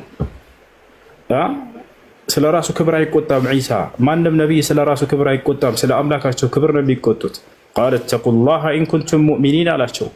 አማኞች እንደሆናችሁ አላህን ፍሩ፣ እርሱን ይችላል ወይ ብላችሁ ትጠይቃላችሁ? የማይገባ ነገር ነው የጠየቃችሁት አላቸው። የአላህ ስብሓነሁ ወተዓላ ችሎታ ይሄ ይችላል ወይ አምላክ ተብሎ አይጠየቅም እያላቸው ነው። ቃሉ ኑሪዱ አን ነእኩለ ሚንሃ ወተጥመኢነ ቁሉቡና። እባክህን አንዴ ቃሉ አሉ ሐዋርያቶችን ኑሪዱ አን ነእኩለ ሚንሃ ከእርሷ እንድንበላ እንፈልጋለንና ነው እኮ አሉት። ወተጥመኢነ ቁሉቡና ልቦናችንም እንዲረጉልን እንዲጸኑልን ስለምንፈልግ ነው አሉ። ወነዕለመ አን ቀድ ሰደቅተና አንተም እውን እንዳልከን እንድናውቅ ዘንድ ነው አሉት። ወነኩነ ዐለይሃ ሚነ ሻሂዲን እኛም በእርሷ ላይ ከመስካሪዎቹ እንድንሆን ነው አሉት። ከዚያ እንቀጥላለን። ቃለ ዒሳ ብኑ መርየም አላላ። ከዚያ በኋላ ዒሳ ዓለይሂ ሰላም አሁን ተስማማ በቃ በጥያቄያቸው። አያችሁ አሁን ከዚህ ምን ትረዳላችሁ? ሐዋርያቶች አንተ ትችላለህ ወይ ማውረድ አይደለም ማለት አምላክ ይችላል ወይ ነው ያሉት። ከአምላክ እንደሚያደርግ ዒሳ ያውቃሉ። ገብታችኋል? ከአምላክ እንደሚሆን ያውቃሉ። እንደሚያደርግ አምላክ እንደሚያደርግለት ለእርሱ አምላኩን ጠይቆ እንደሚያደርግ ያውቃሉ። ገብታችኋል? አሁንም ዒሳ ዓለይሂ ሰላም አይ ችግር የለውም እኔ በራሴ እሰራዋለሁ አይደለም ያላቸው። ወዲያው አምላኩን አላህ ለመነ። ቃለ ዒሳ ብኑ መርየም የማርያም ልጅ ዒሳም ባለ አላሁመ ረበና አንዚል ዐለይና ማኢደተን ሚነ ሰማዕ ጌታችን አምላካችን አላህ ሆይ ከሰማይ ምግብን የያዘችን ማዕድ አውርድልን ብሎ አላህን ጠየቀ። አላህ ደግሞ ዒሳን አያሳፍረውም፣ እምቢ አይለውም፣ እሺ ይለዋል። ለአላህ ታዛዥ የሆነ ትሁት የሆነ ነቢይ ነውና አንዚል ዐለይና ማኢደተን ሚነ ሰማዕ ተኩኑ ለና ዒደን ሊአወሊና ወአኺሪና ወአየተን ሚንክ ለእኛ ለመጀመሪያዎች አንዴ ሚወት አድርግ። ወአለይኩም ሰላም ሁሱ እንዴት ነህ? ጥያቄ ነበረኝ። አላህ አልሐምዱሊላህ። ጥያቄሽ ምንድን ነው? የሆነች ጓደኛ ነበረችኝና እሷ መጠየቅ ምናምን በጣም እንትን አላትኝ። ለምን እንደሆነ አላውቅም። መጠየቅ ምናምን ስላት እምቢ አለችና እንድጠይቅላት ፈልጋ ነበረ። የሆነ ጓደኛ ነበራትና እሱ ክርስቲያን ነበርና ሻሃዳ ምናምን አስይዘው ከዛ በኋላ ኒካ ምናምን አስረው ነበረ። ከዛ ተለያዩና እሱ ተመልሶ ወደ ክርስትና ገባ መሰለኝና ኒካ ምናምን አስረዋል። ግን ኒካ ምናምን አላወረድም እና ምን እንደምታረግ ግራ ገባትኝ። ይሄንን ልጠይቅህ ነበር። ከእስልምና በወጣበት ግን ኒካህ ወርዷል። الردة تبطل النكاح ከእስልምና ማፈንገጥ ከእስልምና መውጣት ኒካን ያወርዳል። እሺ ወርዷል። በቃ ኒካ የለባትም። ታየሽ ሽኩራን። ሰላሙ አለይኩም። ወአለይኩም ሰላም ወራህመቱላሂ ወበረካቱ። እንዴት ነው ወንድሜ? ጥያቄ ነበረኝ። والله الحمد لله. ايش صالح كومنتنا قرطاش جايوت ان شاء الله ان شاء الله المولى تمشي ነበር። እሺ ባለፈው ስለ ሐቂቃ ስትናገር ሰምቼ ሳልጠይቅህ ወዲያው አስወጣኝ። እንትን ሴት ልጅም ላጭቶ እንትን ይባላል እንዲህ በሰባት ቀን ተመዝኖ የሚባለው ነገር ነው። ለወንድ ነው የሚላጨውና የሚመዘነው? ምን አልከኝ? ሴት ልጅ ተላጭቶ ይመዘናል እንደ በሰባት ቀን ምንድነው ብር ወይ በብር ወይ በወርቅ ነገር ተመዝኖ ይሰጣል? አይመዘንም።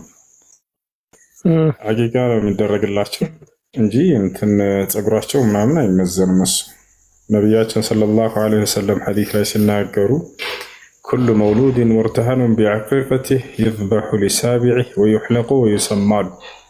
ማንኛውም የሚወለድ ህፃን ልጅ በአቂቃው የተያዘ ሆኖ ይወለዳል አሉ። ያ ማለት አቂቃ ሊደረግለት ይገባል ነው መልእክቱ። በሰባተኛው ቀን ይታረድለት፣ በሰባተኛው ቀን ስም ይወጣለት፣ በሰባተኛው ቀን ፀጉሩ ይላጭለት፣ በሰባተኛው ቀን ይገረዝ ብሎ ተናገሩ። ስለዚህ ይህ እንጂ በፀጉሩ ተመዝኖ ምናምን የሚለው ስህተት ነው። ስለዚህ ምንም ላጭቶ ይመዘን የሚባለው ነገር ውሸት ነው፣ ስህተት ነው። ዝም ብሎ እሺ። አላህ ይጠብቀው ወንድሜ። ሰላም አለይኩም። ወአለይኩም ሰላም ወራህመቱላህ።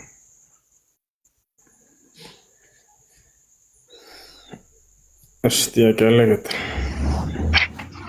ይሰማል ኡስታዝ? ይሰማል። እሺ ማለት አሁን የምጠይቀው ጥያቄ በእርግጥ እዚህ በፊት ተጠይቆ ሊሆን ይችላል ሳልከታተለውና ብዙ ጊዜ በንጽጽር ሰዓት ካፊሮች የእንትን ዳይፍ የሆኑ ሐዲሶችን ይዘው ይመጣሉ እና እንደዚህ ሙስሊሞችም ላይ ወይም በእነሱ በራሳቸው እንትን ያምታታሉ። እና አሁን የኔ ጥያቄ ምንድነው ሐዲስ ላይ ዳይፎች ማስገባት ለምን አስፈለገ? ማለት ሷሂሆችን ብቻ ማስቀመጥ አይቻልም የነበረው ለምን ዳይፍን ተካተተ የሚለው ነው ጥያቄ። ضعيف መሆኑን እንድናውቅና እንድንጠነቀቅ ዘንድ ضعيف መሆኑን እንድናውቅና እንድንጠነቀቅ ዘንድ ነው። ضعيف ሐዲሶች ضعيف መሆናቸው የተቀመጠልን ሰዎች ከጊዜ በኋላ ከነብዩ ሰለላሁ ዐለይሂ ወሰለም ህልፈት በኋላ በእርሳቸው ላይ የዋሻቸውና የቀጠፏቸው በርካታ ሐዲሶች አሉ የነብዩ ሰለላሁ ዐለይሂ ወሰለም ናቸው ብለው። ታዲያ ዑለሞቻችን አላህ ጀዛቸውን ይክፈላቸውና እነዚያን እንድንጠነቀቃቸው ከነብዩ ሰለላሁ ዐለይሂ ወሰለም ሐዲስ እንዳልሆኑ እንድናውቃቸው ዘንድ ከስር እነዚህ ደካማ ሐዲስ ናቸው እና ተጠንቀቋቸው ብለው አስቀምጠውልናል እንድንጠነቀቅ ዘንድ ነው። እንደዚያ ብለው ባያስቀምጡልን ኖሮ ሊቃውንቶቻችን ዛሬ ላይ ብዙ ሰው ሊሸወድ ይችል ነበር። ለዚህ ስራ የሰሩልን ዑለሞቻችንን አላህ ጀዛቸውን ይክፈላቸው። አላማው ይሄው ነው፣ ضعيف መሆኑን አውቀን እንድንጠነቀቅ ዘንድ ነው። ሁዘይፋ ብን አልየማን የተባለው ታላቁ ሰሃባ ምን አለ? ካነ الناس يسألون رسول الله صلى الله عليه وسلم عن الخير وكنت أسأله عن الشر مخافة أن يدركني። አንዳንዴ መልካምን ነገር ብቻ ሳይሆን ስለ ክፉ ነገር መማር ያስፈልጋል። መልካምን ነገር የምትማረው ለምንድን ነው? ያን ልትሰራበት። ክፉን ነገር የምትማረው ለምንድን ነው? እንድትጠነቀቀው ዘንድ። ስለዚህ ሁዘይፋ ብን አልየማን ምን አለ? ሰዎች ነብዩ ሰለላሁ ዐለይሂ ወሰለምን ስለ መልካም ነገር ይጠይቁ ነበር፣ እኔ ደግሞ ስለ ክፉ ነገር ነበር የምጠይቃቸው፣ ያንን ክፉን እጠነቀቀው ዘንድ አለ። ስለዚህ ሷሂህ ሐዲሶችን እንዳስቀመጡልን ሁሉ እነዚህ ደግሞ ضعيف ናቸው፣ ተጠንቀቋቸው ብሎ እንድንጠነቀቃቸው ዘንድ ማስቀመጣቸው በጣም መልካም ነገር ነው። አላህ ጀዛቸውን ይክፈላቸው። እሺ አመሰግናለሁ ኡስታዝ ጀዛከላህ ኸይር። እሺ ጥያቄ አለ? ቀጥታ አለይኩም ሰላም ወራህመቱላህ። እስኪ እኔ እንኳን በመጀመሪያ ካንተ ጋር ሆኜ እንደው ፈጣሪ ብሎልኝ የሆነ አጅር የማገኝበት መንገድ ብታደርገኝ እንድታመቻችልኝ ደስ ይለኝ ነበር። ምን አልከኝ? ጀመረ ጨርስና ትከተላላችሁ። ምንድን ያልከው? እንደው ፈጣሪ ካንተ ጋር ብሎልኝ እንደው የሆነ ነገር አመቻችተልኝ እንደው ከል መስዋዕትነት መክፈል ቢኖርብኝ ለአንተ ከፊ በቃ የሆነ አጅር የማገኝበት መንገድ እንትን ብትለኝ በመጀመሪያ ደስ ይለኝ ነበር። እንደው ስለ ዲንህ ተማር ወንድም፣ ባለህበት አቅራቢያ ምን እንደሱ የሚለኝ ስራ መስራት ከፈለክ፣ አላህን የሚያስደስት ስራ መስራት ከፈለክ اطلب العلم እውቀት ተማር። ቁርአንን ተማር፣ ሐዲስን ተማር። በአቅራቢያ ወደሚገኝ መስጂድ ሸኽ ጋር ጠጋ ብለህ ተፍሲር ተማር፣ ቁርአንን ተማር፣ ሐዲስን ተማር። በዚህ ከአላህ ዘንድ ከፍ ትላለህ። እኔም እንዲህ አይነት የእውቀት ባለቤቶች በጣም ደስ ይሉኛል። የነቢያቶችን ትምህርት እሱ እንዳልሆነ ያው ከአንተ ጋር የሆነ በቃ የማግዝበት ነገር ቢኖር በዚህ ነው። እኔ የምታግዝበት ትልቁ ነገር እሱ ነው። አንድ ሰው ወደ አላህ መንገድ ሲጠራ ማየት፣ የአላህ መንገድ ሲማር ማየት እኔ ትልቅ የሚያስደስተኝ ነገር እሱ ነው።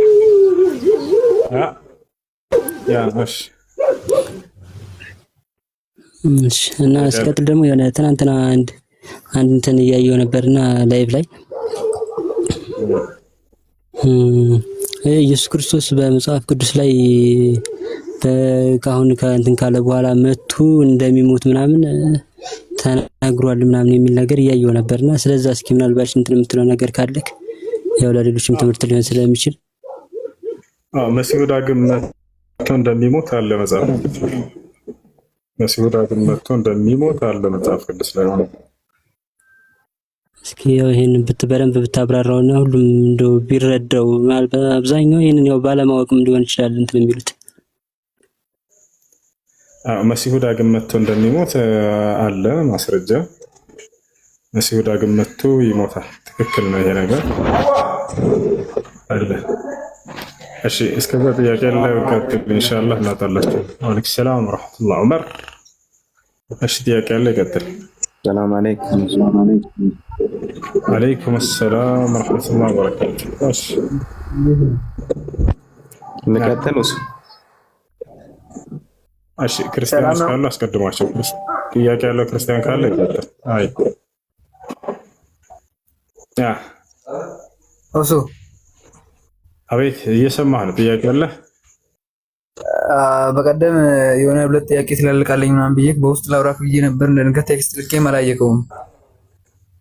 እሺ ክርስቲያን ነህ? አይደለሁም። አልሐምዱሊላህ ሙስሊም ነኝ። እሺ ጥያቄ ክርስቲያኖች ካለው ይቀደሙ እያልኩኝ ነበር። ክርስቲያኖች ይታዩኛል፣ እነሱ ይቀደሙ። እኔ የገባሁበት ምክንያት ደግሞ ይሄኛውን ነገር እንድታይልኝ ነው። አንዴ በዚህ አካውንት ራሱ ገብተህ ቴክስቱን እንድታይልኝ ፈልጌ ነበር። ስወጣ አስታውሰኝ። አሁን ኢንሻአላህ አየዋለሁ። ወንድም ስወጣ አስታውሰኝ።